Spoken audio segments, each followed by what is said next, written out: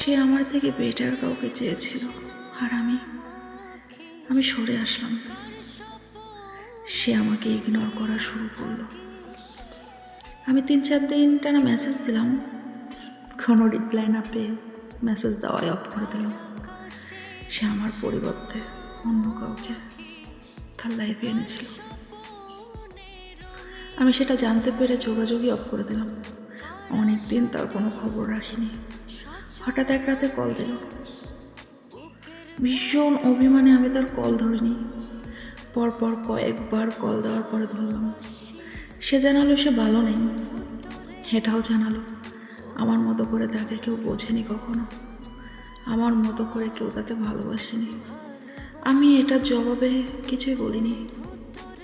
মাঝে মধ্যে মানুষকে বুঝতে দেওয়া উচিত সে কি হারিয়েছে।